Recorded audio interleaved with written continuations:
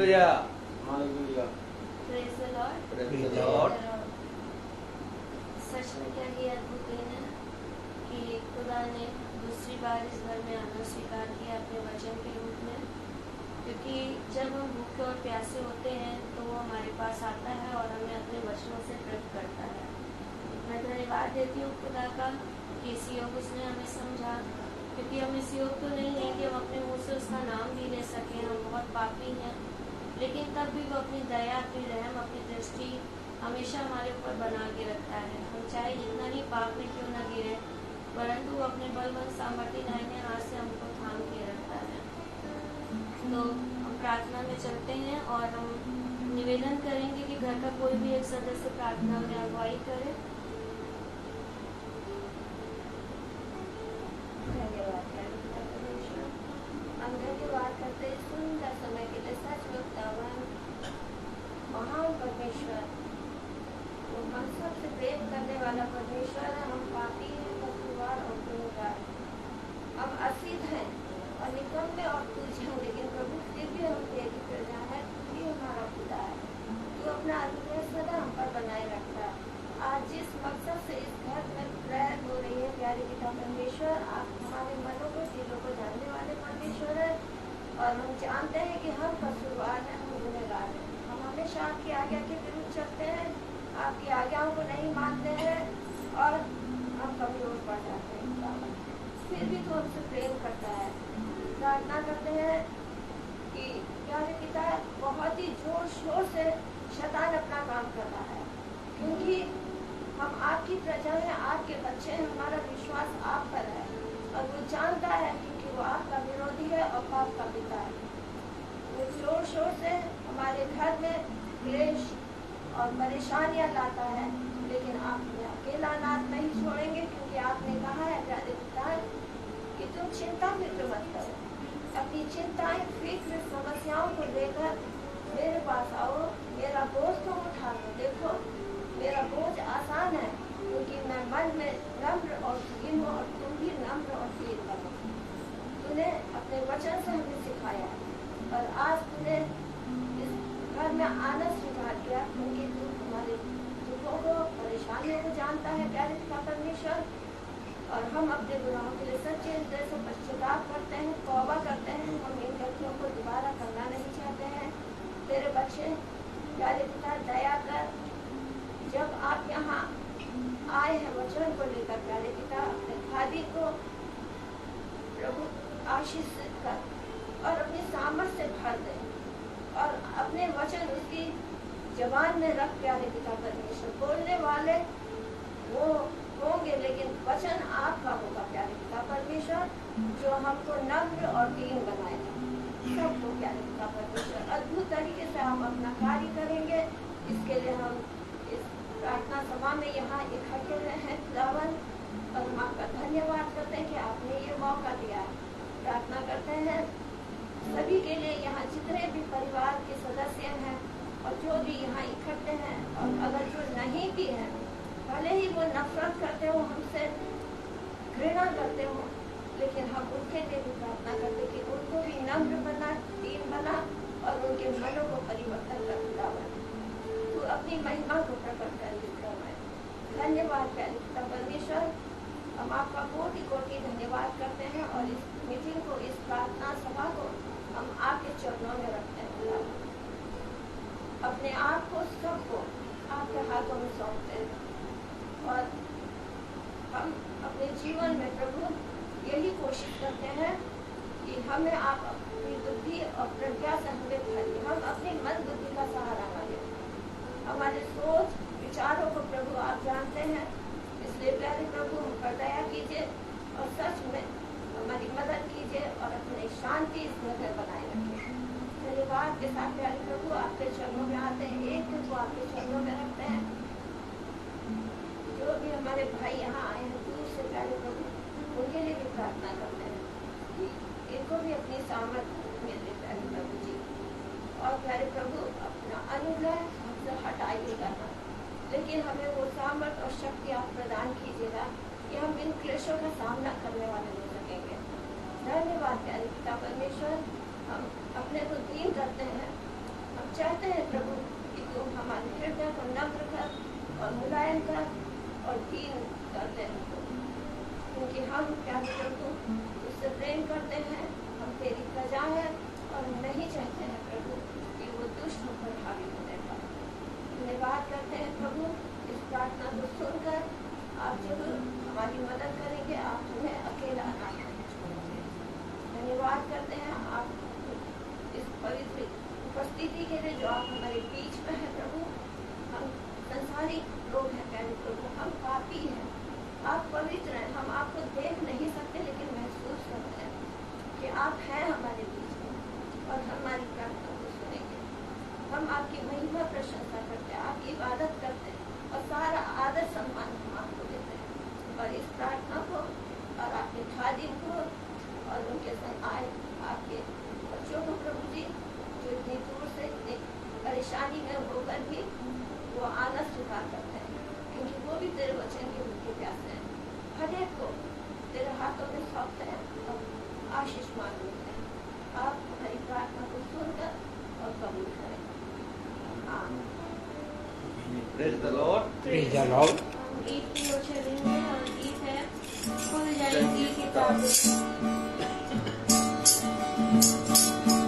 खुल जाएंगे किताबें, जब हिसाब होगा, इंसाफ का तराजू यीशु के हाथ होगा।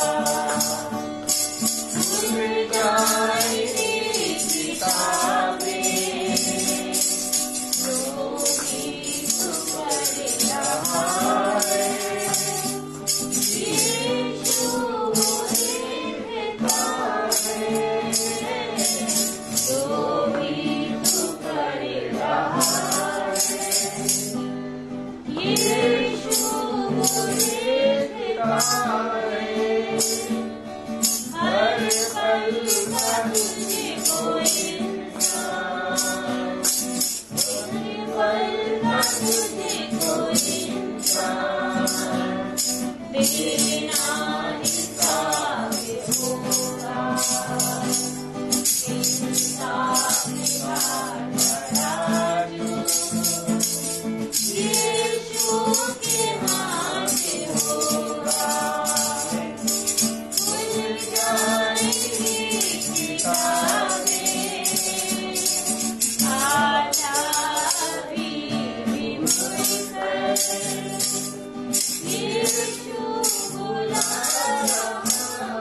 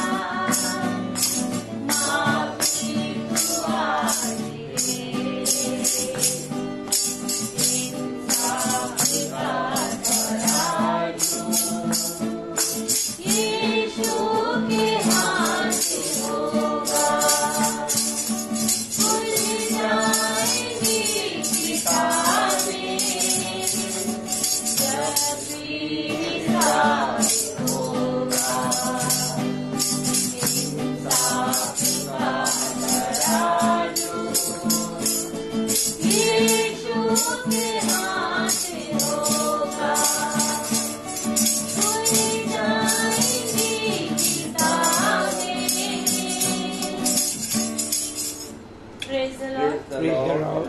जिस किसी भाई बहन के जीवन में गवाही है तो अपनी गवाही दे सकता है। ये बड़ी गवाही है मेरी। सच में जो कल हुआ उसके लिए मैं कहती हूँ कि बहुत खराब था हमारे लिए कल का दिन और बहुत अच्छा भी दिन था। Praise the Lord. खराब इसलिए था क्योंकि शैतान अपना काम कर रहा था बहुत जोर से, और अच्छा दिन ये था कि जब हमने सच कहते हैं ये माहौल देख के हमें बहुत बुरा लगा और हमने खुदा से रो रो के प्रार्थना की, क्योंकि हम नहीं चाहते हैं, कोई नहीं चाहता है, क्योंकि हम भले बुरे हैं, हम खुद पापी हैं, लेकिन जब खुदा ने हमें ये संतान की आशीष दी है, जब हमारी संतानें ऐसा करती हैं तो दुख होता है। जब हम बुरे होते हुए हमको दुख होता है तो खुदा तो हमारा पिता है, उसने तो हमें जीवन दिया है, वो हमसे कितना प्यार करता है, उसको भी दुख होता है। और जब हम समझाते हैं तो बच्चे नहीं सुनते हैं, हमें बहुत दुख होता है सच में। और इसी दुख को लेकर हमारे घर में भी बहुत टेंशन है, बहुत टेंशन है। लेकिन हम खुदा का करोड़ों बार धन्यवाद देते हैं, जितना भी धन्यवाद है हमारा धन्यवाद करते हैं, क्योंकि खुदा सच में हमारे साथ अपने वायदे का पक्का खुदा, जो भी उसने प्रतिज्ञाएं हमारे बुजुर्गों से मांगी है और हम सबसे जो प्रतिज्ञा की है उसने सामर्थ्य परमेश्वर पूरा करता है। जब उसको दिल से विश्वास के साथ पुकारो वो हाजिर होता है, क्योंकि उसका वचन भी कहता है कि जब आप 91 पूरा चैप्टर पढ़ते हैं, लास्ट में जो उसकी पंक्तियां हैं वो कहती हैं, जब तुम मुझे दुहाई दोगे मैं तुम्हारी दुहाई को सुनूंगा, संकट में तुम मुझको पुकारोगे मैं हाजिर हो जाऊंगा और तुम्हें मैं दीर्घायु से तृप्त करूंगा, तुमको ऊंचे पे उठाकर तुम्हारी महिमा को बढ़ाऊंगा। और सच में परमेश्वर करता है, पुकारो तो उसको, और जब पुकारते हैं तो सुनता है। कल हमने इसी तरीके से पुकारा, रो रो खुदा को पुकारा, तो मुझे ये आशीष दी, मैं आशीषों को खोना नहीं चाहती, क्योंकि हर एक में पुकार हम सब में। आप इन बच्चों के मनों को तो बदल दीजिएगा, परमेश्वर नहीं तो कल क्या हो जाता, खुदा से दूर हो जाता कोई एकदम ऐसी स्थिति। लेकिन खुदा ने प्रार्थना सुनी, बेटी को समझाया, मैंने कहा तुम माँ हो बेटा, होने दो, खुदा सब कुछ देखता है, तुम चुप रहो, बस प्रार्थना करो। जब खुदा में आगे बढ़ रही हो, उसके वचन पर विश्वास कर रही हो, तो तुम अपने को न करो, कोई बात नहीं, छोटी बनो। खुदा ने कहा है, खुदा हमारे लिए बिल्कुल दीन बन गया, एकदम मनुष्य के रूप में आ गया। खुदा होते हैं, वो बहुत कुछ कर सकता है, लेकिन हमारे लिए उसने इतना कुछ पाया, तो हम खुदा को धन्यवाद देते हैं। जब इस प्रार्थना को खुदा के आगे मैंने रो रो के रखा और सुबह बेटी मुझसे बताया स्कूल से आने के बाद कि मम्मी मेरे घर में पैर आ बेटा बहुत बहुत विश्वास करो, खुदा साथ है, कभी नहीं छोड़ेगा, अपने ना छोड़ूंगा ना ठुकराऊंगा तुमको, लेकिन मैं तुम्हारे साथ रहूंगा। तो खुदा सच में आप हर एक का ध्यान रखने वाले परमेश्वर हैं, हम सबसे प्यार करते हैं। ये मेरे जीवन की अद्भुत गवाहियाँ हैं, छोटी छोटी है, गवाही देने वाली तो नहीं है, लेकिन फिर भी ये अद्भुत कार्य खुदा जब करता है तो कितनी शांति मिलती है। इसलिए खुदा के वचन पर विश्वास करो और उस दुष्ट की ओर ना ध्यान दो, अपने क्रोध को ठंडा करो, खुदा से प्रार्थना करो, खुदा ये क्रोध की आत्मा को मेरे जीवन से दूर कर दे। और मैं यही प्रार्थना करती हूँ कि खुदा इन बच्चों के अंदर से क्रोध की आत्मा को दूर कर और इनके हृदय को नम्र कर, मुलायम कर, जैसे पिता तेरा हृदय है, ताकि ये बच्चे तेरे प्रेम में एक मन होकर आगे बढ़े। तो मैं खुदा को धन्यवाद देती हूँ, खुदा ने प्रार्थना सुनी, कम से कम ये माहौल रहा कि घर में बच्चे हैं। ये सबसे बड़ी गवाही है। और इसी तरह शांति बनाए रखो, खुदा पर भरोसा रखो, तो तुम्हारे साथ है। Praise the Lord. महिमा आदर उसी को दो। मेरी भी गवाही है। कल मेरे बेटे पे भी शैतान बहुत तेजी से हावी हो गया था और कहने लगा कि अब मीटिंग नहीं होगी घर के अंदर। तो मैंने कहा क्यों नहीं होगी? कहने लगा नहीं होगी। जब मीटिंग करा रही हो तो देख रही हो क्या हो रहा है घर के अंदर। फिर मैंने बाद में इसको बहुत समझाया और मैंने इससे कहा कि ऐसा नहीं कहते हैं, गलत चीज़ है, ये बातें नहीं करनी चाहिए। तो और वाकई में मैंने इसको समझाया और ये समझा उस चीज़ को। और ये आज खुदा की ये महिमा थी कि जब उसने कल इनकार कर रहा था तो खुदा ने उसको आज इस मीटिंग में बैठाया। वो बैठा हुआ है और इस घर में मीटिंग होने वाली हो पा रही है। मैं इसके लिए प्रभु का धन्यवाद देती हूँ। और ये तो सच है कि जहाँ खुदा का काम होता है वहाँ पे शैतान भी भरपूरी से अपना काम करता है। और मुझे ये भी विश्वास है कि एक न एक दिन खुदा बाप सब कुछ ठीक करेंगे। और जिस तरीके से सच में आज हम सब यहाँ बैठे हैं और मीटिंग हो रही है, क्योंकि खुदा ने अपने बेटे को हमें दिया है। और जब हम उसको सारी बातों को बताते हैं, अपने सारी तकलीफों को उनके सामने रखते हैं, तो वो हमें सही राय देते हैं। कल भाई ने कहा कि सिस्टर अपने घर में मीटिंग कराइए, और मैंने भाई से कहा भी कि भाई पता नहीं बैठेंगे कि नहीं बैठेंगे मीटिंग में। लेकिन उसके बाद मैंने ये सोचा कि कोई बैठे और चाहे ना बैठे, मैं मीटिंग में अकेले बैठूंगी और मीटिंग तो होगी। क्योंकि जब मैंने अपने पिता से ये वाचा बांधी है कि अब जब तक इस घर से मेरी मिट्टी नहीं निकलती है, जब तक इस घर में मीटिंग को तो कोई नहीं रोक सकता, फिर चाहे मुझे अकेले ही क्यों ना बैठना पड़े। लेकिन खुदा ने ये आशीष दी कि आज सब बैठे हैं और मीटिंग हो रही है। ये मेरे जीवन की बहुत बड़ी गवाही है। इसके लिए मैं प्रभु का धन्यवाद देती हूँ। Praise the Lord. Praise the Lord.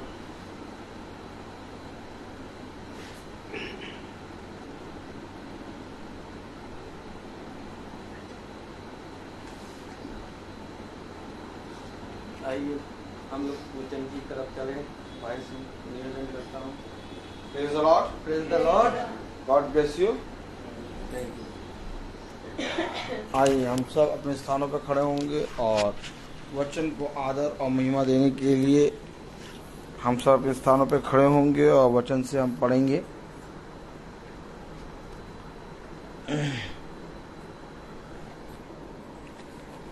याकूब उसका 4था अध्याय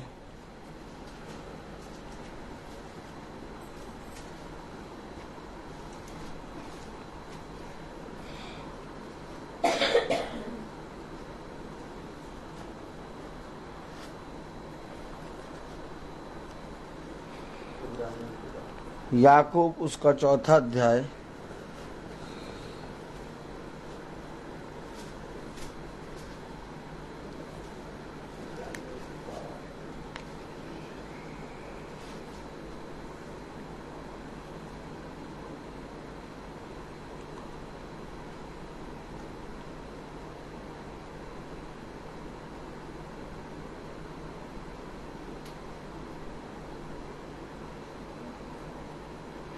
याकूब 4 और उसका 5वीं आयत पढ़ेंगे हम सब।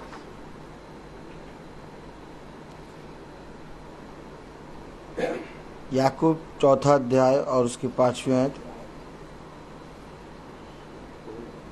क्या तुम ये समझते हो कि पवित्र शास्त्र व्यर्थ कहता है जिस आत्मा को उसने हमारे भीतर बसाया है, क्या वह ऐसी लालसा करता है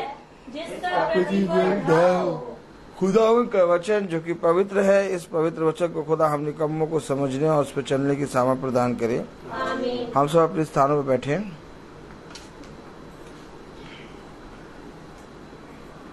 सच में खुदा ने हमें एक बार फिर से ये मौका दिया कि हम बहन सुच्ची और भाई दीपू के घर में आके प्रेयर मीटिंग कर रहे हैं। हर एक बात में अपने खुदा को धन्यवाद दो। एक समय होता है जब आनंदित होते हैं, एक समय होता है जब हमारा मन विचलित होता है, और एक समय होता है जब हम शोकित होते हैं। लेकिन ये उतार और चढ़ाव जब तक इस देह में हम हैं, इसका होना अवश्य है। और इन उतार चढ़ाव में जो प्रभु के साथ प्रभु के वचन में बना रहेगा वो प्रभु का प्रिय पुत्र होगा। हम जानते हैं कि हम किसी के मन को या किसी के विचार को बदल नहीं सकते। खुदा का वचन कहता है कि मनुष्य के मन की बात सिवाय मनुष्य की आत्मा के और कोई नहीं जानता। ठीक इसी तरीके से खुदा के मन की बात भी खुदा के आत्मा के सिवाय और कोई नहीं जानता। तो जिन बातों को हम जानते नहीं, जिन बातों को हम समझते नहीं, उनके विषय में हमें चिंता करने या तो कुछ सोच और विचार करने की जरूरत नहीं है। खुदा का कलाम हमें सारी बातों की शिक्षा और हर एक बात की सीख देता है, और धन्य वो है जो उस सीख को तुच्छ न माने। धन्य वो है जो पिता की ताड़ना को तुच्छ न समझे बल्कि उससे सीख ले। एक बार फिर पिता ने हमें और आपको इकट्ठा किया और हम सब पिता के ठहराए हुए समय के अनुसार यहाँ पर इकट्ठा हैं। बहन शीला पीटर के माध्यम से कल की प्रार्थना हमने आलमबाग में करी और बहुत तेरे लोग भाई बहन आए थे और उसमें खुदा का वचन जोर शोर से हुआ और बहुत तेरे लोगों ने उस वचन को ग्रहण किया। उनके हृदय छिदे, उन्होंने कहा जो कहा गया वो सत्य है। और कल हमने प्रभु के कामों को एक बार फिर से होते हुए देखा। जब बहन शीला पीटर को खुदा ने इतनी सामर्थ दी है कि ये दूसरों के लिए एक योजना बनती हैं, खुदा की गवाह के लिए। बहन सुच्ची दूसरों के बीच में खुदा की गवाह बनती हैं। तो हमारे घर का तो उद्धार हो चुका है। ये शैतान है जो हमें बगलाता है और छोटी छोटी बातों को, छोटी छोटी लोमड़ियों को लेकर आता है और हमें अपने पिता से अलग करने की कोशिश करता है। आप किसी भी बात की चिंता ना करें। अगर आप शब्दों को पकड़ेंगे तो आप कभी भी अपने पिता के प्रति ईमानदार नहीं बन पाएंगे। आप अपने पिता की आत्मा के अनुसार चलें, क्योंकि पिता ने कहा हर मनुष्य का शब्द झूठा परंतु मेरा वचन सच्चा है, और जो मेरा वचन है वो तुम्हें हर अंधकार से निकालने की सामर्थ्य रखता है। भला थोड़े समय का तुम्हें दुख और अंधकार नजर आ रहा है, लेकिन एक समय होगा ये दुख और ये अंधकार तुम्हारे जीवनों से जाता रहेगा। क्योंकि जिस रीति से बल से शैतान काम करता उससे ज्यादा बल से प्रभु उस पर हावी होता है, और तब प्रभु घर के भीतर के उस शैतान को निकाल कर दूर फेंकता है। लेकिन ये कार्य कब होता है? जब हम उसमें बने रहते हैं। ये कार्य कब होता है? जब हम चुपचाप रह के अपने पिता के कामों को देखते हैं अपने जीवन में होते हुए। तुम्हारे जीवन से सारे कामों को प्रभु करेगा, बस तुम धैर्य रखो, धीरज रखो और बाट जो। देखो खुदा के वचन में क्या लिखा, याकूब उसका 4 अध्याय और उसकी 5वीं आयत। क्या तुम ये समझते हो कि पवित्र शास्त्र व्यर्थ कर? जब शैतान और अंधकार की शक्तियां हमारे जीवन में बहुत तायत से कार्य करती हैं, तो जो पवित्र शास्त्र की बात है वो हमें जानी पहचानी सी लगने लगती हैं। हमारा विश्वास उसमें डामाडोल होता है। लेकिन प्रभु का वचन कहता है, क्या तेरे अंदर इतना ही साहस था? क्या तेरे अंदर पिता की इतनी ही सामर्थ थी कि शैतान ने तुझे छुआ और तू पूरी रीति से मिट्टी में मिल गया। क्या नहीं चाहिए था कि जब शैतान तुझे छू रहा था तो तू स्थिर रहती? क्या नहीं चाहिए था कि जब शैतान तुझ पर प्रबल हो रहा था तो तू स्थिर रहता? तेरा साहस, तेरा धीरज, तेरा क्रोध, तेरे अंदर का बल बहुत कम समय का है। हम अपने पिता के सामने जब खड़े होंगे तो एक बहुत बड़ी सामर्थ्य हमें चाहिए रहेगी, और जो सामर्थ्य हमें चाहिए उस सामर्थ्य में हमें लाने के लिए पिता हमारे जीवन में हमें दोपहर और धूप और कड़ी धूप देता है, ताकि तुम तपो, ताकि तुम रोग और अंधकार से निकलो और उस सामर्थ्य को प्राप्त करो जो सामर्थ्य तुम्हें तुम्हारे पिता के सामने खड़े होने के लिए चाहिए।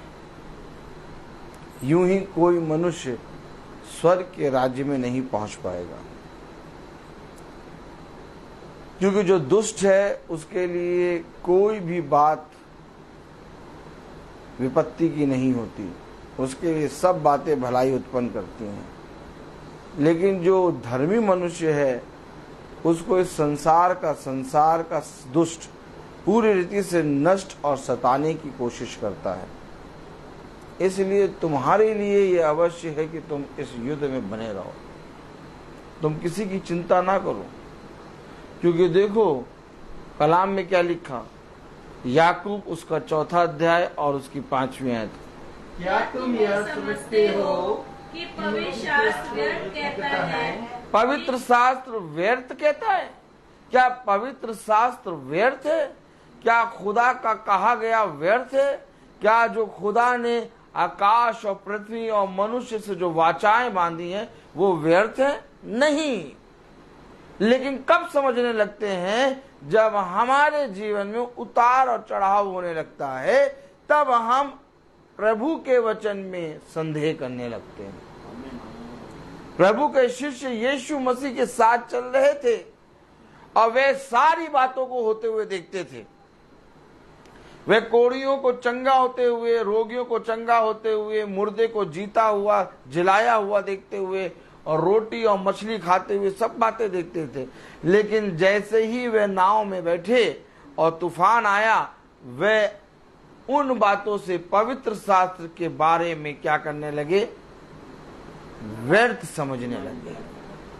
अरे हमें बचा, अरे हमें बचा, तू यहां सो रहा है, क्या तुझे ये नहीं मालूम कि हम मरे जाते हैं? प्रभु ने जब आंधी और तूफान को डांटा तो प्रभु ने सबसे पहले अपने शिष्यों से कहा, हे अल्पविश्वासियों, मैं कब तक तुम्हारे साथ रहूंगा? फिर समझिए, क्या पवित्र शास्त्र व्यर्थ ठहरा? क्या इसी शास्त्र को और इसी पवित्र शास्त्र को हमने और आपने पढ़ा था? क्या इसी पवित्र शास्त्र को हमने और आपने विश्वास से ग्रहण किया था? क्या इसी पवित्र शास्त्र की हमने अपने जीवन में पूरी रीति से चलने के लिए वाचा बांधी थी? ये तो थोड़े ही समय में व्यर्थ हमें से दिखाई दे रहा है। अभी तो जीवन बहुत है। आप कैसे इन अंधकार की शक्तियों का सामना करेंगे? कैसे आप विपत्तियों से निकल पाएंगे? क्योंकि विपत्ति और दुष्ट आपके चेहरे पे मायूसी देखकर खुश होता है और आपको कलेश के समय में दुखी देखकर खुश होता है, और तब वो उस पर और ज्यादा तांडव करता है। लेकिन जब आप उसका मुकाबला प्रभु की सामर्थ्य में होकर करते हैं, आपको मालूम है, तब वो वहां से चला जाता है। तब वो वहां से, देखिए कलाम में क्या लिखा है, पढ़ें। क्या तुम यह समझते हो कि पवित्र शास्त्र व्यर्थ कहता है? क्या तुमने पवित्र शास्त्र को व्यर्थ कर दिया? याकूब 4:7 पढ़ो। इसलिए खुदा के अधीन हो जाओ। अरे खुदा के अधीन हो। ये समझते हो कि पवित्र शास्त्र व्यर्थ है, और तुम्हारे जीवन में हल्का सा तुम्हारे चेहरे पे सिकन जाती है, हल्का सा भी तुम लोगों के और मनुष्य को देखकर तुम्हारे जीवन में उतार चढ़ाव होने लगता है, तुम अपने जीवन में अपने खुदा को क्रूस पे चढ़ा देते हो। आपको मालूम है शैतान एकदम आपके पास में आके खड़ा हो जाएगा। आपको मालूम है शैतान आपके इतने नजदीक आके खड़ा होगा कि अब आपको ऐसा लगेगा ये मुंह फाड़ के मुझे खा जाएगा। आपको मालूम है दाऊद के विषय में खुदावंद का वचन कहता है कि दाऊद अब के अंदर एक ऐसी आत्मा थी जो शेर के मुंह से अपनी भीड़ों को निकालना जानता था। ऐसा नहीं कि शेर जो है भेड़ को दौड़ा रहा है तो दाऊद बचा ले रहा है, ना ना ना ना, शेर के मुंह से अपनी भेड़ को निकालना दाऊद जानता है। समझे वचन? यहां तक शैतान तुम्हारे पास आएगा कि वो अपना बड़ा मुंह फाड़ के तुम्हें निगलने पर होगा, लेकिन उसी समय खुदा का आत्मा उसके मुंह को फाड़ेगा। याद रखो पतरस डूब रहा था और डूब ही गया था। उसी समय उसका दाहिना बलवंत दाहिना हाथ आया। पतरस तो कब का मर गया था, क्रूस पे तो उसने अपने पिता का अंगीकार किया था। ऐ मेरे भाइयों, कब समझोगे वचन? पतरस तो कब का मर चुका था। जब क्रूस उसने कहा मेरा क्रूस उल्टा करो क्योंकि मैं इस योग्य नहीं कि मैं अपने पिता के समान अपने पिता के योग्य मरूं। इस समय पिता का अंगीकार अर्थात यीशु मसीह का अंगीकार पतरस कर रहा था, क्योंकि पतरस ने 3 बार अपने पिता का इनकार किया। लेकिन ये पतरस उस समय डूब रहा था जिस समय पानी पे चल रहा था। पिता ने तभी पतरस को बचा लिया था। मेरे जीवन से पवित्र शास्त्र व्यर्थ हो जाएगा अगर मैं दुख के समय में अपना साहस छोड़ दूं। हमेशा याद रखो, ये दुख और कलेश मुझे मेरे पिता के निकट लाता है। हमेशा याद रखो, ये वचन वो वचन है जो कभी टलता नहीं। अपने बच्चों का मुंह कभी ना देखना, अपनी पत्नी और अपने पति का मुंह कभी ना देखना, क्योंकि शैतान अय्यूब की पत्नी में आया था। हमेशा याद रखना, शैतान ने अय्यूब के 10 बच्चों को मारा। मैं तुमसे पूछता हूं क्या कारण था कि शैतान ने अय्यूब की पत्नी को छोड़ दिया? क्योंकि उसी के अंदर आके अय्यूब को खुदा के विरोध में भगड़ा रहा था। हमेशा याद रखना, शैतान एक हमारे घर के ही सदस्य के अंदर आएगा। किसी और ने नहीं, अय्यूब की पत्नी ने कहा अपने खुदा को धिक्कार। क्यों वचन को भूलते हो तुम? क्यों आखिर तुम वचन से दूर हो जाते हो? ये बातें जो तुम्हारे जीवन में हो रही हैं, ये पवित्र शास्त्र ने पहले से ही कही है। तुम्हारे जीवन से पवित्र शास्त्र व्यर्थ ना हो, इसलिए पिता ने तुम्हें अपना आत्मा दिया। कहीं तुम्हारे जीवन से वह बातें जो मेरे पिता ने कही व्यर्थ न साबित हो। इसलिए देख, मैं जाता हूं और तेरी सहायता के लिए अपनी आत्मा देता हूं। देखो कलाम में क्या लिखा, याकूब 4 और 5 पढ़ो। क्या तुम ये समझते हो कि पवित्र शास्त्र व्यर्थ कहता है? जिस आत्मा को उसने हमारे भीतर बसाया है। क्यों बसाया उसने आत्मा को? क्यों बसाया आत्मा को? और अगर तुम्हारे अंदर आत्मा बसा है तो तुम सह क्यों नहीं पाते? दोनों तरफ में तुम अपने अपने आप को चित कर देते हो। कोई बचाने नहीं आएगा, कोई समझाने नहीं आएगा। जब तुमने जिंदा खुदा पे विश्वास नहीं किया तो तुम एक मनुष्य की बातों पर कहां विश्वास कर पाओगे। उसने तुम्हें किसी मनुष्य को नहीं, उसने तुम्हें अपना आत्मा दिया ताकि पवित्र शास्त्र व्यर्थ ना ठहरे। और पवित्र शास्त्र व्यर्थ ना ठहरे इसके लिए उसने तुम्हारे भीतर अपनी आत्मा दी। और इसके बाद भी तुम संदेह करते हो, इसके बाद भी तुम अपने बच्चे, अपने पति, अपनी पत्नी, अपने पड़ोसियों की बातें सुनते हो। कोई नहीं तुमसे अच्छा बोलेगा, कोई नहीं तुमको तुम्हारे लिए तुम्हारी सुधि करेगा, सब के सब आके तुम्हारे विरोध में बोलेंगे। अब बताओ, नहीं बताओ। अय्यूब की पत्नी, उसने विरोध किया अय्यूब का।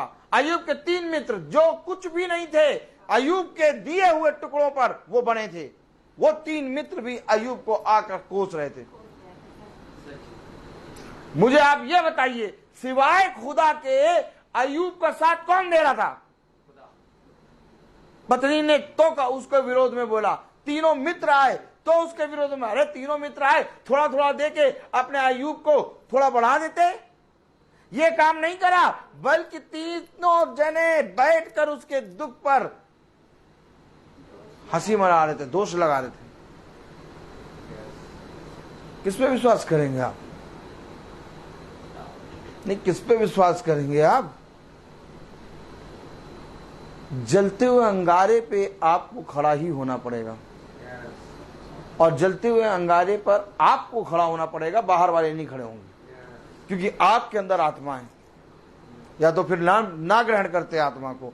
प्रभु ने कहा, क्यों तुमने व्यर्थ ही मेरे वचन को सुना, तुमने व्यर्थ ही मेरे वचन को ग्रहण करा। इससे अच्छा ही होता तुम मेरे वचन को ना जानते। अगर तुम्हें मनुष्यों की बातें सुननी थी, अगर तुम्हें अपनी पत्नी, अपने पति, अपने बेटी, अपने बेटे, अपने पड़ोसी की बातें सुननी थी, तो तुमने इस पवित्र शास्त्र पे कान क्यों लगाया? कहां है तुम्हारा विश्वास? क्या कह रहा है? पढ़ो याकूब 4:5। क्या तुम ये समझते हो? देखो, कोई नहीं समझता, कोई नहीं समझता। अरे भैया क्या करें, भैया क्या करें, अरे भैया क्या करें भैया। जब से बच्चे को एडमिशन कराया तब से LKG से लेके क्लास 7 तक फेल होती गई मेरी बेटी। ताली बजाओ, ताली बजाओ।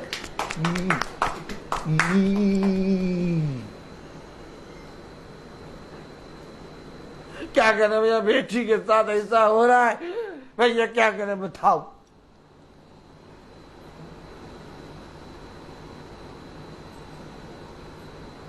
वो फेल होती थी और खुदा उसे पास कर देता था। आमीन आमीन। मैं नहीं जाता था प्रिंसिपल के पास। टीचर, बल्कि जो टीचर थी क्लास, वो बोलती थी, अरे जाइए सिस्टर से बात कर लीजिए। मैं कहा जाऊं, मैं कहा जाऊं। शैतान हर चीज में आपको ये दिखाना की कोशिश करेगा कि आपका बच्चा, आपकी बेटी, आपका बेटा, आपका पति आपके विरोध में है, आप बहुत ज्यादा दिक्कत और बहुत दुखी में हैं। आप शोकित होइए, पहले आप रोइए, तब तुम्हारे सर पे डांस करेगा। डांस देखो, डांस ब्रदर, ब्रदर डांस। मेरी बेटी LKG में थी, तो LKG में एक दिन मैम ने मुझे बुलाया। अच्छा, मैं कभी भी, अब मेरी बेटी पढ़ती रही 7 तक, क्लास 7 तक पढ़ी, और मेरी वाइफ कहती थी फ़ोन करके, जाओ जाके उसकी क्लास में देखाओ। मैं कभी भी नहीं गया। तो एक दिन मैम ने मुझे बुलाया, सर यहाँ आइए। मैंने कहा हाँ बताइए। सर एक चीज़ देखिएगा। मैंने कहा हाँ दिखाइए। जैसे ही आई, मैम ने कहा से गुड मॉर्निंग सर। सब खड़े हो गए, मेरी बेटी बैठी। Okay sit down. तो मैम ने कहा देखा सर, देखा देखा सर, किसी भी बात का वो आंसर नहीं देती, उसको कुछ समझ में नहीं आता, उसको कुछ नहीं समझ में आता है सर। सारे देखिए सारे बच्चे खड़े हुए, वो नहीं खड़ी हुई। मैम डराने की कोशिश कर रही थी शैतान उसके अंदर से। मैंने कहा ठीक है मैम, 55 बच्चे में से 54 खड़े हो गए, इससे अच्छी क्या बात है आपके लिए? एक ही तो नहीं खड़ा हुआ, कोई बात नहीं, बाद में फिर खड़ा हो जाएगा। अरे सर आप तो मजाक में उड़ा देते हैं। हाँ मजाक ही तो है ये। आपकी बात देखिए 54 लोगों ने मान लिया, कितनी अच्छी बात है। धीरे धीरे ये भी मान लेगी। और सब मैम बढ़िया है, बहुत बढ़िया, खुश रहा करिए हमेशा। यार ये कैसा आदमी, हमको सिखा के यार खुश रहा करिए, याद रखो हमेशा। आप सोचते हैं भाई प्रचार करता है, आप सोचते हैं भाई हमेशा आनंदित रहता है। मैं हमेशा आनंदित रहता हूं, मेरे जीवन में दुख है ही नहीं। और आज वही बच्चे देखिए पढ़ के आराम से क्लास 8th में है। मैंने कभी भी उसकी टेंशन अपने माइंड पे नहीं ली। हम चुप रहे,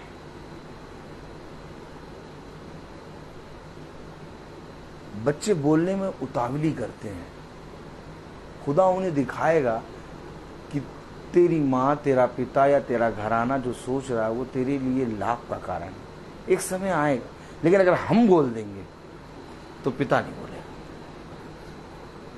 हमें चुप रहना है, और जो हमारे बच्चे के लिए सबसे उत्तम है वो काम चुपचाप कर देना। बाद में बच्चा हमें बहुत बुरा भला कहे चाहे जितना कहे, हमें एक शब्द बच्चे को नहीं कहना। आपको मालूम है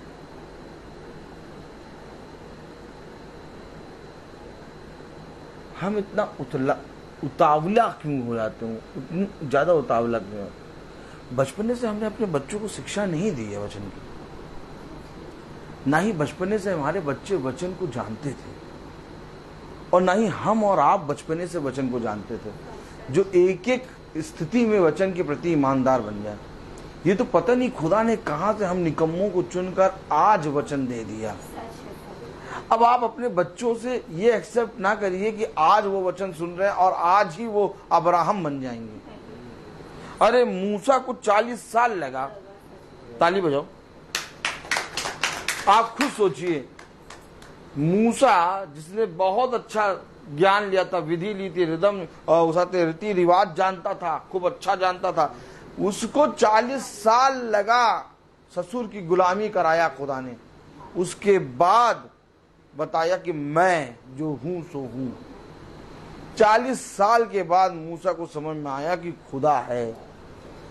तो हम और हमारे बच्चों को इतनी जल्दी नहीं समझ में आएगा। खुदा अपना काम कर रहा है, खुदा अपना काम बहुत तायत से कर रहा है, लेकिन उसके लिए समय लगेगा। हमें धैर्य से, धीरज से बात जोड़नी है, हमें एक दूसरे का सहारा बनना है, हमें एक दूसरे का सपोर्ट करना है। आपके जीवन में, आपके घर में क्या फल है? एक अच्छा पति है, प्रेज़ द लॉर्ड, एक अच्छी पत्नी है, आमीन, एक अच्छी बेटी है, आमीन, एक अच्छा बेटा है, माँ और बाप के समान एक पिता है, आमीन, माँ बाप के समान एक उसाती माँ है, आमीन। पूरा घराना आपको खुदा ने दे रखा है। अब इस घराने को बचाने के लिए और हमें अपने पिता में बढ़ने के लिए कुछ समय लगेगा। अब इस घराने में टी और ट्या होगा, लेकिन इन बातों से हम डरे नहीं, अपना धैर्य, अपना धीरज ना खो दें, क्योंकि हमें पिता ने हमारे भीतर अपना आत्मा दिया है। अगर आत्मा दिया है तो यह आत्मा मेरी रक्षा करेगा, अगर आत्मा दिया है तो यह आत्मा मेरे घर को बनाएगा, अगर आत्मा दिया है तो यही आत्मा मेरे घर को स्थिर करेगा। लेकिन कैसे करेगा? जब हम पवित्र शास्त्र को व्यर्थ नहीं करें। देखिए पहले उसने कहा, क्या कहा? याकूब उसका 4था अध्याय और उसकी 5वीं आयत पढ़ा। क्या तुम यह समझते हो कि पवित्र शास्त्र व्यर्थ कहता है? ये तुम समझते हो, लेकिन ऐसा है नहीं, ऐसा है नहीं। क्योंकि ये बात समझने के लिए समय चाहिए, क्योंकि बचपन से हम और आपको वचन नहीं मिला। खुदा ने अभी हमें और आपको वचन दिया है। उसने कहा अभी तो हम बस केवल जन्मे ही हैं। पौलुस ने इसके विषय में कहा मैं प्रेरित कहलाने के योग्य नहीं, मैं प्रेरितों में सबसे छोटा हूं, और यहां तक कि मैं तो अभी जन्मा ही नहीं हूं। देखिए आप समझे, शैतान की युक्तियां बहुत बड़ी हैं मेरे प्यारे भाई बहनों, उनको हम और आप नहीं समझ सकते। लेकिन हाँ, पिता रक्षा कर रहा है, हाँ पिता हमारे साथ है। हम धैर्य ना छोड़ें, हम बुराई के बदले बुराई ना करें। हम अपने बच्चों को समझाएं, अपने पति को समझाएं, अपनी पत्नी को समझाएं।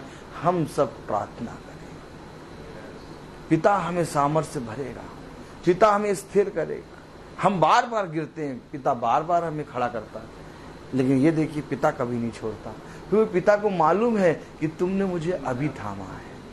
मैंने तो तुम्हें बरसों से जीवन से थाम रखा है, लेकिन तुमने मुझको अभी जाना है, और जब तुमने मुझे जाना है तो मेरे नाम को जानने के कारण ये सारी विपत्तियां तुझ पर आएंगी। ताली बजाओ। ताली किस लिए बजा रहे मालूम? विपत्तियां आएंगी इसलिए। आनंद ही आनंद, आनंद आनंद आनंद आनंद आनंद आनंद आनंद आनंद आनंद आनंद आनंद आनंद। 7वीं आयत पढ़ें, याकूब 4:7। खुदा की अधीन हो जाओ और शैतान का सामना करो। अरे सामना करना था क्या? नहीं भैया, भैया अब भैया पता नहीं क्या होगा, कैसे होगा। दही लाए नहीं, लस्सी कैसे बनेगी? ए डेनियल भाई, दही लाए नहीं, लस्सी कैसे बनेगी? बहुत बवाला है। मेरी पत्नी ने 2 बार फोन करा, हेलो हाँ दही ले आना, आते समय दही ले आना। मैंने कहा कैसे ले आना, पैसा है नहीं, पहले घर आऊंगा तब तुम पैसा दोगी तब दही लाऊंगा। क्यों? बिरयानी बनी थी रेजरा और रायता बनाना था उसको। तो हमेशा याद रखें, वचन को हमेशा याद रखें। हमारा पिता हमें सिखाता सामना करना, और हम सामना नहीं कर रहे, हम भयभीत हो रहे हैं, हम डर रहे हैं।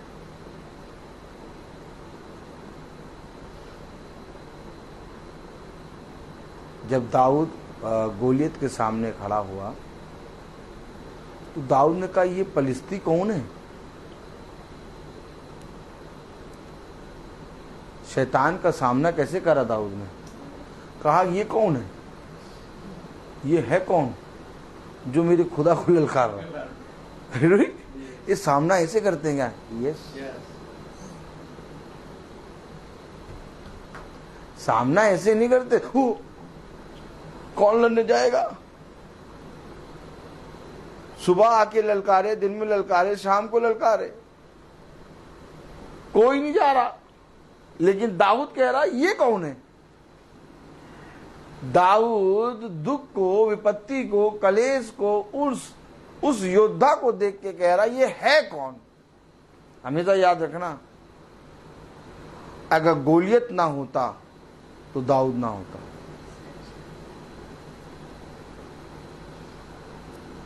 आज गोलियत वो है जिसने खुदा की प्रजा को ललकारा। आज गोलियत वो है जो हर विपत्ति, हर कलेश, हर दुख हमारे सामने गोलियत के समान खड़ा होता है। बहुत बड़ा लगता है और हम अपनी सांस और अपने हाथ पांव फुला देते हैं उसको देखकर। लेकिन दाऊद के शब्द हैं, ये है कौन? क्योंकि खुदा के अधीन हो जाओ और शैतान की युक्तियों का सामना करो। देखो पढ़ो क्या लिखा है, याकूब 4:7। इसलिए खुदा के अधीन हो जाओ और शैतान का सामना करो, तो वह तुम्हारे पास से भाग निकलेगा। जाएगा नहीं, भाग निकलेगा। सॉन्ग निकलेगा। जाएगा, भागेगा।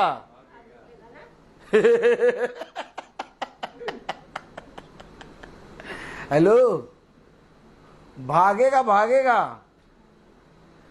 आप पवित्र शास्त्र को व्यर्थ ना समझें, आप प्रभु के वचन को व्यर्थ ना समझें।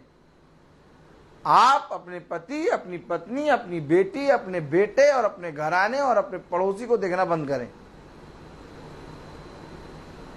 जितना ज्यादा इनको देखोगे उतना ज्यादा खुदा से दूर होगे। देखने का अगर शौक है तो उसको देखो जो तुम्हें सामर्थ्य भरता है। मूसा ने कहा, खुदा मैं तुझे देखना चाहता हूं। ओहो, क्या शौक पाला मूसा ने, खुदा मैं तुझे देखना चाहता हूं। अरे देखो तो यार, खुदा को देखो, फिर तुम किसी को नहीं देखोगे। कितने लोगों के घर में मीटिंग करने जाते हैं, कितने लोग मुंह फुला के बैठते हैं, कितने लोग हा हा हा करते हैं, कितने लोग वाह वाह करते हैं। नहीं कहेंगे, नहीं बुलाएंगे, नहीं बुलाएंगे, फिर बुलाते हैं, फिर हम लोग जाते हैं। हम लोग मनुष्य को क्यों नहीं देखते? हम मनुष्य को नहीं देखते क्योंकि मनुष्य का स्वभाव ऐसा है। आज तुम्हारी तारीफ करेगा, कल तुम्हारे विरोध में बोलेगा। ये स्वभाव है, ऐसा स्वभाव है मनुष्य का। तुम इस मनुष्य के स्वभाव को बदल नहीं सकते। इसलिए खुदा ने कहा, धन्य है वे जो यहोवा की ओर दृष्टि करते हैं, क्योंकि वे कभी निराश नहीं होंगे। कह रहा भाग निकलेगा। दीपू भाई जाएगा नहीं, कह रहा भाग निकलेगा। ये मेरे खुदा के शब्द हैं और मैं इन शब्दों को अपने लहू में लेके चलता हूं। इसलिए जब कोई भी विपत्ति, कोई भी कलेश सामने आके खड़ा होता है तो मैं धीरे से मुस्कुरा जरूर देता हूं। उसको देख के धीरे से मेरे चेहरे पे एक मुस्की रहती है और धीरे से मैं मुस्कुराता हूं तो वो कहता है ये मुस्कुरा क्यों रहा है? लेकिन तुम्हारी मुस्कुराहट भी बड़ी प्यारी लगती है। सच में, क्योंकि उस मुस्कुराहट के पीछे खुदा का आत्मा है। आत्मा है। सच में, यही तो बात हम कहते हैं। Praise the Lord. आप हमेशा याद रखो, खुदा आपके चेहरे पे एक नूर देता है, खुदा आपके अंदर एक बल देता है, खुदा आपको अपनी सामर्थ्य से भरता है। हमारे पास जीवित खुदा है। उसने कहा तुम्हारे भीतर अपना आत्मा दिया। बाहर आ नहीं दिया है, भीतर है। और अगर मेरे भीतर है तो फिर मेरे अंदर जो है वो कई बड़ा है उससे जो बाहर है। इसलिए हर एक शैतान चाहे जितना बड़ा हो भाग जाएगा। मैं नहीं कह रहा, वचन में लिखा है। पढ़िए 7वीं आयत, पढ़िए 7वीं। इसलिए खुदा के अधीन हो जाओ और शैतान का सामना करो तो वह तुम्हारे पास से भाग निकलेगा। आमीन। 8वीं आयत क्या कह रहा है? खुदा के निकट आओ। नहीं आने देना चाहता ना ये, बस यही प्रॉब्लम है। निकट आओ, निकट। खुदा के निकट आओ आओ तो वह भी तुम्हारे निकट आएगा। समझे? आमीन। हमेशा याद रखना, अगर अपने बच्चों के प्राणों को बचाना चाहते हो और अगर अपने घर के प्राणों को बचाना चाहते हो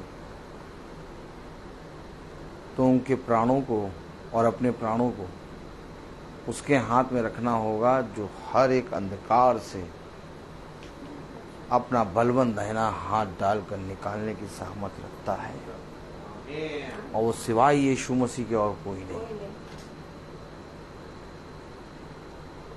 तुम्हारे पास जीवित खुदा है, इसलिए वह तुम्हारा विरोध करता है। और जीवित खुदा के रहते हुए अगर तुम भयभीत होते हो तो तुम्हारा विश्वास उस पर है नहीं। अपने खुदा में आनंदित रहो। कहीं पर भी बाइबल खोल के दिखा दो कि ये लिखा है कि तुम्हारे ऊपर दुख और कलेश और विपत्ति और कलेश नहीं आएंगे। बाइबल में ऐसा नहीं लिखा। बाइबल में लिखा आएंगे। बाइबल में लिखा विपत्तियों और कलेशों से घिर जाओगे। लेकिन बाइबल में यह भी लिखा है मेरा आत्मा तेरी रक्षा करेगा। मुझे सारी बातें मालूम है, इसलिए मैं विपत्ति और कलेश को देख के डरता नहीं। अपने बच्चों के मनों को अगर खुदा की ओर फेरना चाहते हो, अपने पति और अपनी पत्नी के मनों को अगर खुदा की ओर फेरना चाहते हो, तो सबसे पहले तुम अपने खुदा की ओर फेरो।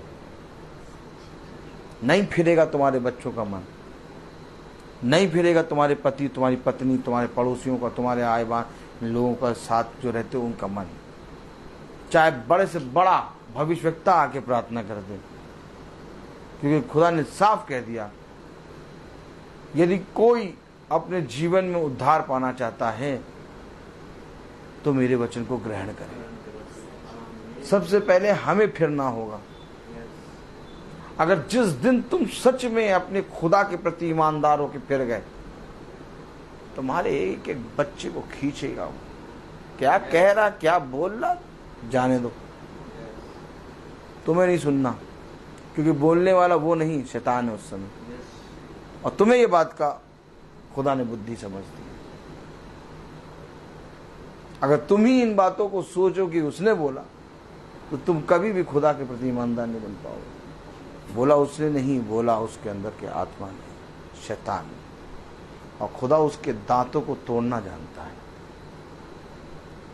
लेकिन कब? जब तुम विश्वास योग्य बनोगे।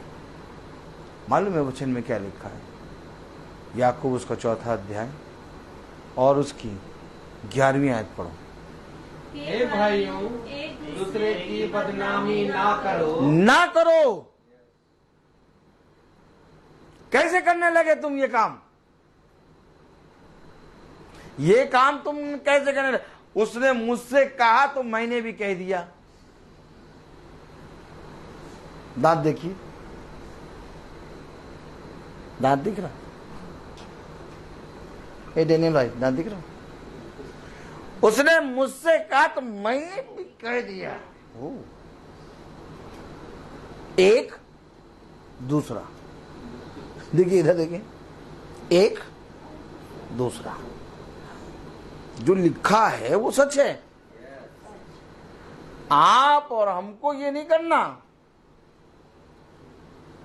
अरे आप शैतान से बात नहीं करेंगे, शैतान से बात करेगा आपका खुदा। उसने कहा ये युद्ध तुम्हारा है ही नहीं। अगर तुम्हारा है नहीं तो तुम क्या बोलने चले गए? तो बोलने चले गए तो निपटा भैया झगड़ा। फिर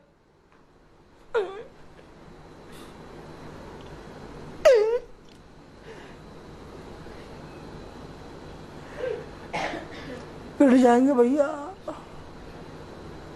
तो काय चले गए थे? काय चले गए थे? उसने कहा ये युद्ध तुम्हारा नहीं है। अरे तो अगर मेरा नहीं है तो मुझे करना क्या? चुप। तुम्हारे भीतर एक आत्मा है जो पवित्र शास्त्र को व्यर्थ नहीं जाने देगा। वो उस अंधकार की वादियों से तुम्हारे बच्चों के प्राणों को लेके आएगा।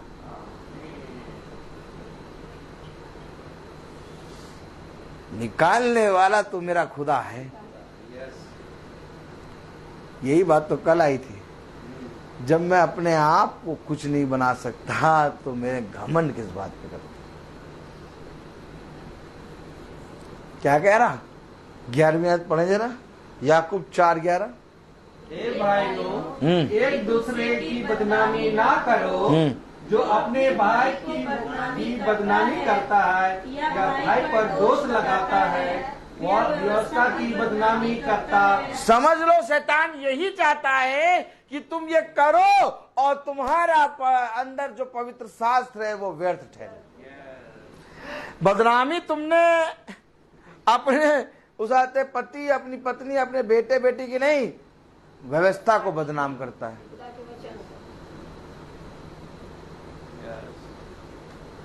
नहीं भैया, हमने तो वचन के बारे में कुछ कहा ही नहीं, तो वचन को कैसे बदनाम कर?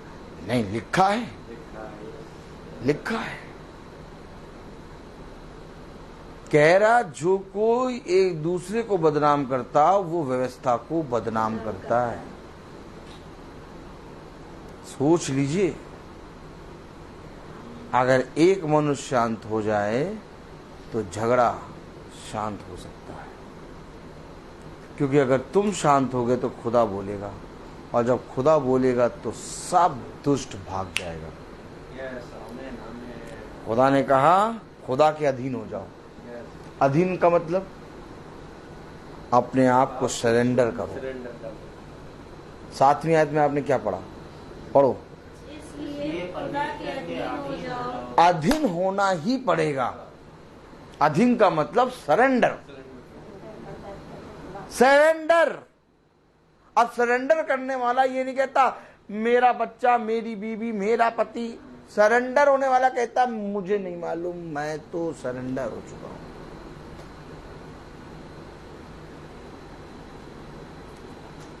और जैसे ही तुम सरेंडर हुए तो लिखा गया है 7वीं आयत में, इसलिए खुदा के अधीन हो जाओ और शैतान का सामना करो। तो वह तुम्हारी पास से भाग निकलेगा। कब भागेगा? जब खुदा के अधीन होगे। कब भागेगा? जब पवित्र शास्त्र को व्यर्थ नहीं करोगे। कब भागेगा? जो तुम्हारे भीतर आत्मा है उसे बोलने दोगे। कब भागेगा? जब तुम कहे गए पे विश्वास करोगे। कब भागेगा? जब तुम उसमें बने रहोगे। कब भागेगा? जो वाचा तूने पवित्र शास्त्र से बांधी उसके अनुसार करने में चौकसी करना, दिन और रात इसी को स्मरण करना, क्योंकि ऐसा ही करने से तेरे सारे काम सफल होंगे। याद रखो, मैंने बहुत बड़े बड़े मनुष्यों को और बहुत सामर्थी लोगों को अपने जीवन में मैंने देखा कि वे झुक रहे हैं। जो झुकते नहीं थे उनको खुदा झुका देता है। मैंने अपने खुदा के सामने अपना मुकदमा रखा।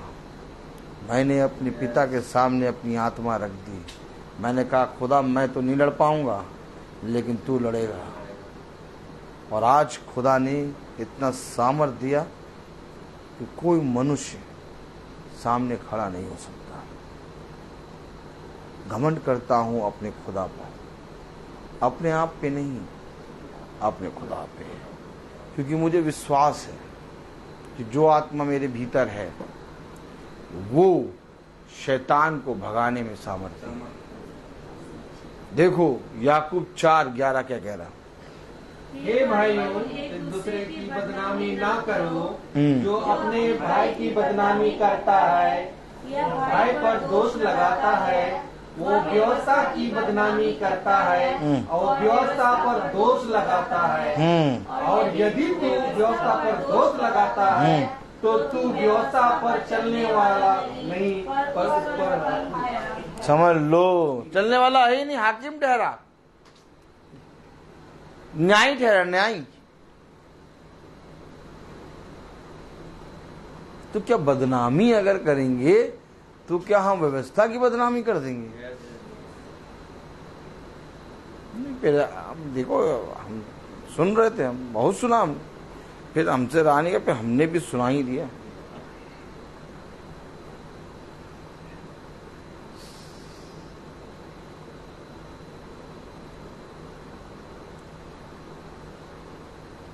कलीजी को राहत मिल रही क्या? है? कलीजी को हाँ? आदमी को राहत कब मिलती है? जब किसी मनुष्य की बदनामी करे।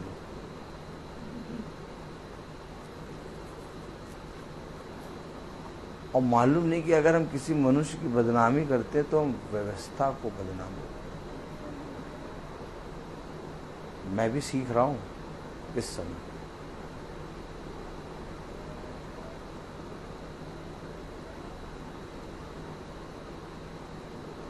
प्रतिदिन चलने का ये फल है। मनुष्य के अंदर बात रह नहीं पाती, ऐसा लगता है कि लाओ मैं उसकी बदनामी करूं। और जब बदनामी करता तो मनुष्य बहुत खुश होता, प्रसन्न होता है, बहुत आनंदित होता है, मैंने उसको आज उसको सिखा दिया सब। लेकिन मेरा खुदा बता रहा कि जो कोई बदनामी करता वो व्यवस्था की बदनामी करता, और वो व्यवस्था पर चलने वाला नहीं बल्कि उस पर हाकिम ठहरा। ओहो मेरे खुदा, क्या क्या बातें तूने हम निकम्मों को सिखाई। अब करो बदनामी। ए भाइयों, नहीं आप तो आप करो बदनामी, आप करो। व्यवस्था पे चलने वाले नहीं बनोगे, व्यवस्था को बदनाम करने को। खुदा तो अपने आप को आगे रख देता है ना। ये मेरा खुदा है, इसकी खूबी यही है कि इससे पहले कि तुम्हें एक पत्थर से ठेस लगे, उस पत्थर पे स्वयं खड़ा है मेरा खुदा। कैसे मैं अपने पिता का इनकार कर दूं? तुम ही बताओ।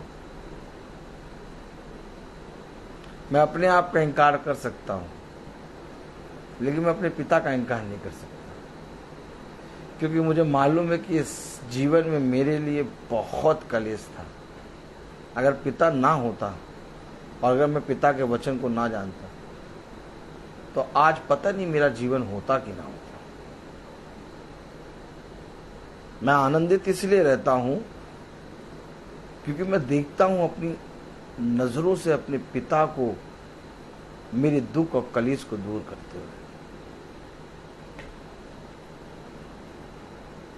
और जब मेरा पिता मेरे दुख और कलेश को दूर करता है तो उसकी देह से एक बार फिर से वैसे ही लहू बहता है, क्योंकि भेड़ियों के बीच में मेरा खुदा जाके मेरी रक्षा करता है। और एक योद्धा का पूरा शरीर जख्मी होता है, इसलिए वचन में लिखा है कि उसके कोड़ों खाने से तेरे रोग चंगे हुए। आज भी मेरा खुदा वैसे ही भेड़ियों के बीच में से और उनके दांतों को तोड़ के मुझे हरी हरी चराइयों में चराता है। मैं देखता हूं कि अपने बगल में मुझे दबा के उन भेड़ियों से युद्ध करते हुए मेरा खुदा रोज चलता है। तुम बताओ, जिसकी बाहों में मैं अपने आप को एक बच्चे की नाई टंगा हुआ देखता हूं और देखता हूं कि भेड़िए मेरे पिता को नोच रहे हैं, लेकिन इसके बाद भी मेरा पिता अपने बच्चे को अपनी बाहों में लेके दौड़ा चला जा रहा है। ऐसे पिता का इनकार मैं कैसे करूं? मैं अपने जीवन की विपत्तियों को, कलेशों को अपने पिता को ऊपर होते हुए देखता हूं। यही कारण है कि मैं रोज अपने पिता को आदर और महिमा देता हूं। यही कारण है कि मैं रोज पूरा मग्न होकर, आनंदित होकर अपने पिता का बखान करता हूं, क्योंकि दिन भर वो मुझे अपनी बाहों में लेके दौड़ता है। इस संसार का दुष्ट मुझे फाड़ खाने के लिए मेरे पास आकर मेरे पास दांत मारता है, लेकिन उन दांतों को अपने बलवंत दाहिने हाथ को लगा के मेरा खुदा रोकता है। आज भी मेरे खुदा का वैसे ही लहू बहता है जैसा उस दिन कलवारी पहाड़ पर बहा। मैं अपने पिता में आनंदित हूं और घमंड करता हूं कि मेरा पिता मुझे हर एक अंधकार से बचाने की सामर्थ्य रखता है। इसलिए मैं किसी मनुष्य और किसी भी अधिपति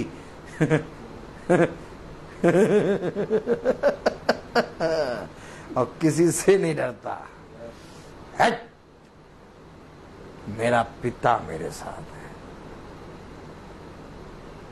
हमेशा याद रखो,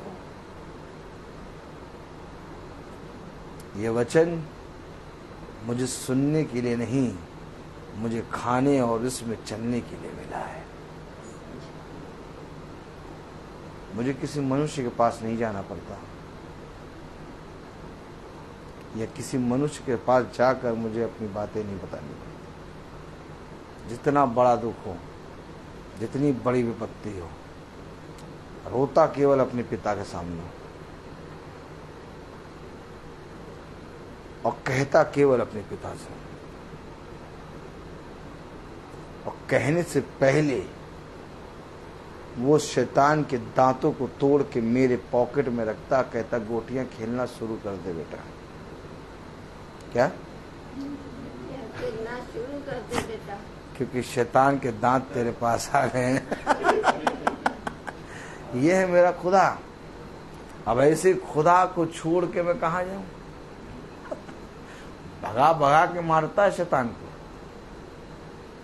और शैतान की एक एक युक्तियों के बारे में पिता बताता है। अब ये करेगा, अब ये करेगा, अब ये करेगा, इसलिए तू इस मार्ग से जा। अब ये करेगा, इसलिए तू इस मार्ग से जा। इसलिए जब भविष्यवक्ता जाता है तो कहता है अब इस मार्ग से लौटना नहीं। ताली बजाओ। तो भविष्यवक्ता को ये बात क्यों बताता खुदा कि जा तो तू इस मार्ग से रहा है, लेकिन इस मार्ग से लौटना नहीं। आनंद आता नहीं?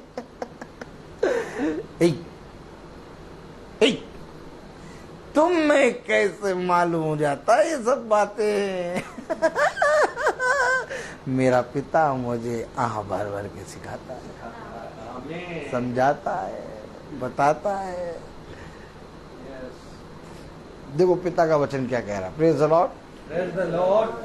याकूब उसका 4 अध्याय और उसकी 14वीं आयत पढ़ो। और ये नहीं जानते कि कल क्या होगा। अरे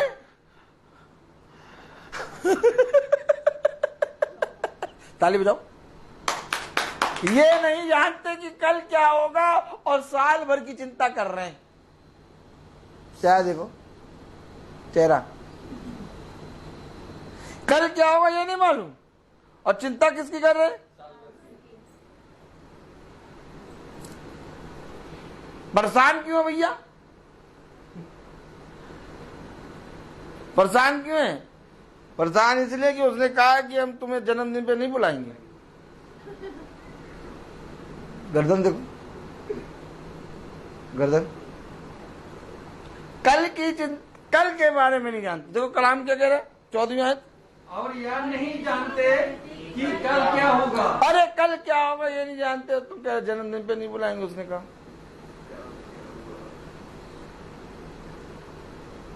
देख लो शैतान किस तरीके से पगलाता है। हमारा खुदा कह रहा 14वीं आयत में, ये नहीं जानते कि कल क्या होगा। आगे पढ़ो। सुन तो लो। अरे हम नहीं सुनेंगे, हम काहे सुने? नहीं हम नहीं सुनेंगे, हमने उनकी सुन लिया। उन्होंने कहा कि हम तुम्हें जन्मदिन में नहीं बुलाएंगे। कह रहा सुन तो लो, तुम्हारा जीवन है कि क्या। हाँ तब भी पता नहीं कितनी चिंता करते हो। क्या है जीवन तुम्हारा? भाप के समान हो। भाप। अरे ये सब बातें कौन बताता? मेरा पिता मुझे बताता। शैतान मुझे बताता, आप तुम देखना 5-6 महीने में तुम्हारे साथ क्या करूंगा। तो मेरा खुदा तो मुझे बता चुका, तुम कल के बारे में नहीं जानते। ये 5-6 महीने क्या करेगा? इसको 5-6 महीने रगड़ रगड़ के मारूंगा मैं। Praise the Lord. मेरा पिता मुझे समझाता है।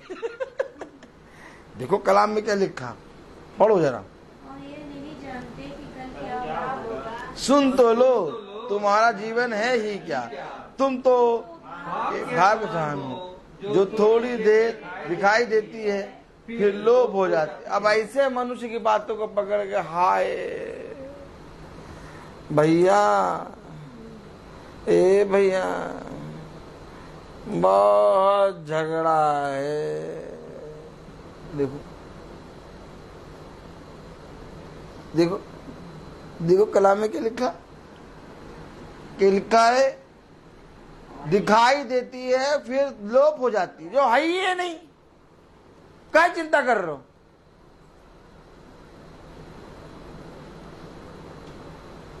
एक मनुष्य का जीवन भाप के समान है, जो आज दिखाई दे रहा कल है ही नहीं। तुम चिंता क्यों कर रहे हो? तुम अपने पिता के वचन में मग्न रहो यार। मैंगो डॉली खाओ, बहुत बढ़िया रहती है। ऊपर से कैसे रहती है? येलो, और अंदर से व्हाइट व्हाइट ना। मैंगो डॉली किसने खाई? किसने खाई है mango Dolly? Mango Dolly ice cream किसने खाई? हमने खाई। ऊपर से येलो, हाँ, अंदर से बहुत बढ़िया है। मैंगो डॉली खाओ और एकदम हा हा हू करो।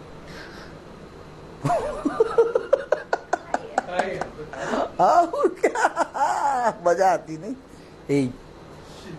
तुम्हें वचन प्रचार करना नहीं आता? हाँ, हमें वचन प्रचार करना नहीं आता। कलाम में क्या लिखा?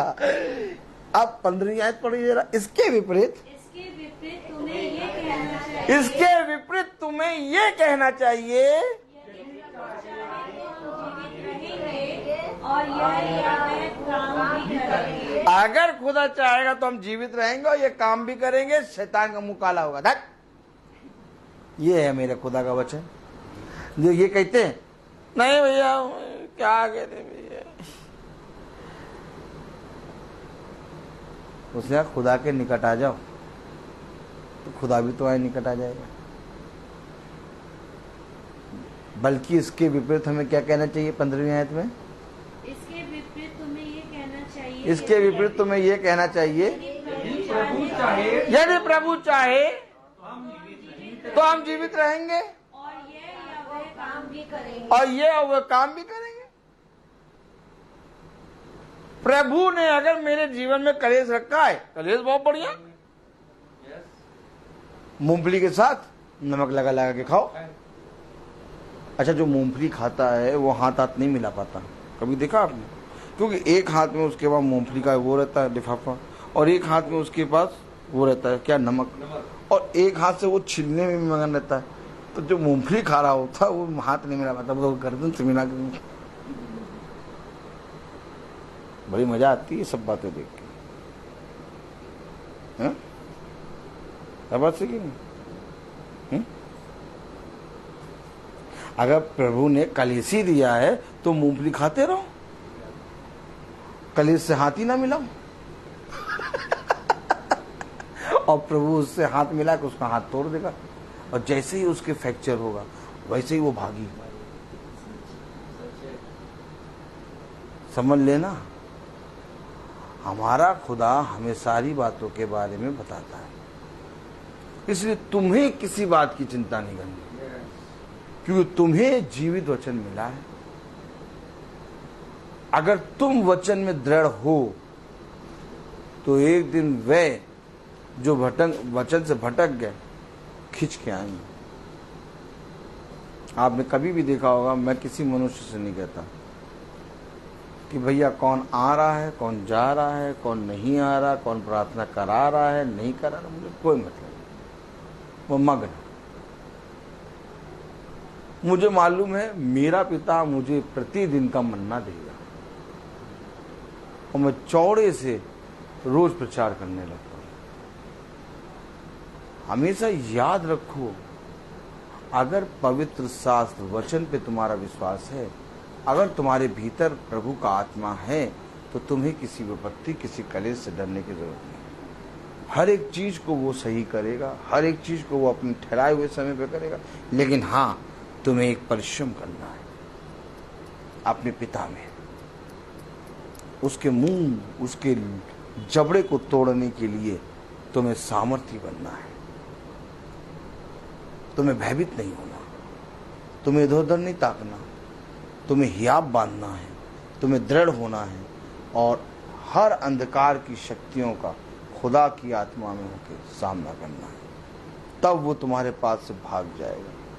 मैं बोलता बहुत हूँ, हर चीज का एक समय होता है। तो आइए हम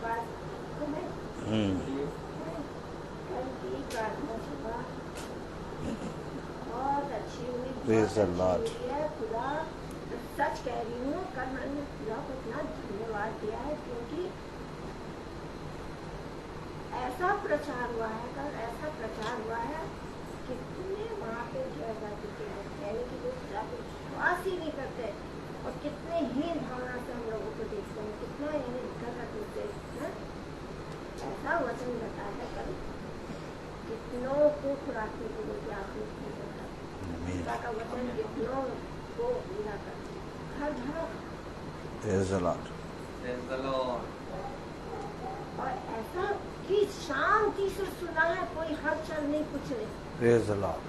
हुआ कि नहीं हुआ भैया। खुदा का आत्मा पूरा बाड़ा बांध दिया। बहुतों को छुआ होगा खुदा ने आत्मा से, बहुतों को, और सच में बहुतों का मन परिवर्तन होगा क्योंकि वो भी अपनी गीता रामायण पुराण पढ़ते हैं, है वो उसमें भी वो वचन होते हैं, वो भी पढ़ते हैं, लेकिन जो वचन सटीक एकदम बाइबल से निकाल के दिखाए और ऐसों से पढ़वाया जिन्होंने कभी बाइबल नहीं छुई। Thank you Jesus. और उन्होंने पढ़ा, उन्होंने खुदा को गॉड ब्लेस यू सिस्टर। अच्छा हुआ, शांति से और इतने लोगों में प्रचार हुआ है, पर खुदा ने अपना अधिकार किया। आमीन आमीन। आइए हम सब प्रार्थना में चलेंगे और मेरा निवेदन है भाई डैनियल से कि वो प्रार्थना में अगुवाई करें। God bless you brother.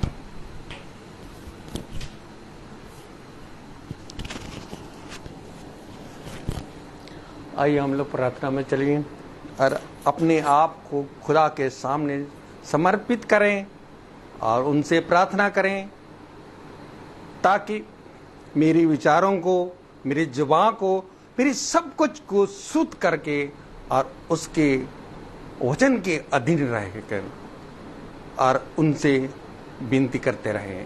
धन्यवाद खुदा, धन्यवाद, तेरी स्तुति हो, तेरी महिमा हो, तेरी जय हो खुदावन। हम धन्यवाद देते हैं खुदावन, हमने आपकी योजना के अनुसार यहाँ हमको एकत्रित किया खुदावन। आपका योजना के अनुसार खुदावन इस महासभा को यहाँ स्थापित किया और इस महासभा में आपने एक वचन, एक बीज बोया खुदावन, ताकि यह बीज हम लोगों को ग्रहण कर सके। हमें सामर्थ्य दीजिए, हमें शक्ति दीजिए, अनुग्रह दीजिए, ताकि हम लोग हर एक जन जहाँ यहाँ उपस्थित हैं, हर एक जन आपका वचन को ग्रहण करके थमे रहें और एक दूसरे को बांट सके। खुदावन आपने कहा है खुदावन कि मेरी आज्ञा जो मानता है वह उसमें मैं निवास करता हूं और वह मुझ में निवास करता है, क्योंकि खुदा और जो खुदा में निवास करता है वह पुत्र और पिता को भी वह उसमें निवास करते हैं, क्योंकि खुदा ने वह हम सबों को अपनी आत्मा दिया है। इसलिए खुदा हर चीज हम लोगों को, हर दुख तकलीफ, कुछ भी इस घर की कुछ भी समस्या, हम सब अपने खुदा को समर्पित करें ताकि वह अपने सब कुछ वह खुदा में अधीन रहे और वह सामना करें, ताकि कुछ भी हो वह खुदा ये काम करेगा, वह इसको हम लोगों को सामर्थ्य देगा। और ये इस वचन के द्वारा जितना भी दुख तकलीफ इस घराने में है सब खुदा इसको दूर कर देगा। इसलिए खुदा से को धन्यवाद देते रहे, उसको स्तुति करते रहे, उसकी महिमा, आदर महिमा देते रहे। खुदावन आपने इस महासभा में हम लोगों को ये सामर्थ्य दिया ताकि आपका वचन इतना बहुमूल्य वचन है कि इसके लिए आपको धन्यवाद देता हूं। खुदावन जो भी हमारे भाई जो हमारा आपका वचन को सत्य में बताते हैं उनके लिए मैं दुआ करता हूं, ताकि इस तरह दिन प्रतिदिन वे हम लोगों को एक आपका वचन को बांट सके। खुदावन आपका वचन बहुमूल्य वचन है, क्योंकि आपने कहा कि तेरे शिक्षा आत्मा और जीवन है, आपके शब्दों में अनंत जीवन का और अनंत जीवन का संदेश है। खुदावन का आपका वचन जो इस महासभा में आपने बोया ताकि ये हमारा आत्मा का उद्धार कर सकता है। इसलिए खुदावन आपका जो वचन है जीवित और सशक्त है, ये हमारे आत्मा के अंतरतम तक पहुंच जाता है। इसलिए खुदावन मैं इस आपको धन्यवाद देता हूं जो वचन आज यहाँ बोया गया, ताकि आपका वचन को ग्रहण करके हम लोग बने रहें और आपको स्तुति आदर महिमा देते रहे खुदावन। और जो भी यूट्यूब में देख रहे हैं उनको सामर्थ्य दीजिए, उसका अनुग्रह दीजिए, ताकि आपका वचन में बने रहे खुदावन। यही हम दुआ करते हैं हमारे प्रभु यीशु मसीह के नाम पर, आमीन। हे पिता हमारे, तू जो स्वर्ग में है, तेरा नाम पवित्र माना जाए, तेरा राज आए, तेरी इच्छा जैसे स्वर्ग में है वैसे पृथ्वी पर भी पूरी हो। हमारे प्रतिदिन का आहार आज में दे, और हमारे आत्मा जैसे हम भी अपने अपराधियों को क्षमा करते हैं, और हमें परीक्षा में ना डाल परंतु बुराई से बचा।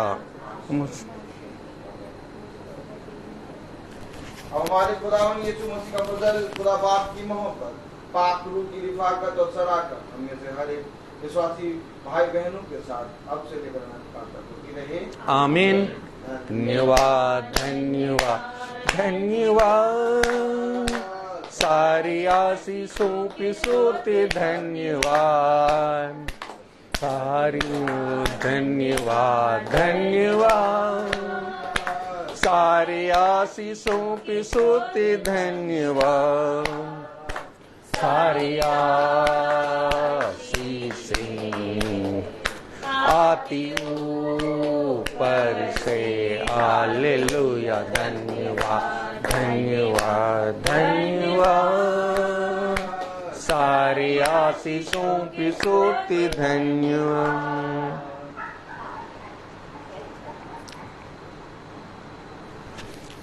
सभी भाई बहनों को praise the Lord, praise the Lord, praise the Lord sister, praise the Lord भाई, प्रेज द लॉर्ड पापा, प्रेज द लॉर्ड बेटा, praise the Lord, praise the Lord, praise the Lord brother, God bless you. सभी भाई बहनों को सूचित किया जाता है कि कल की प्रार्थना भवन में शाम को 4:30 बजे शुरू होगी। Praise the Lord. भवन में शाम को 4:30 बजे। Praise the Lord.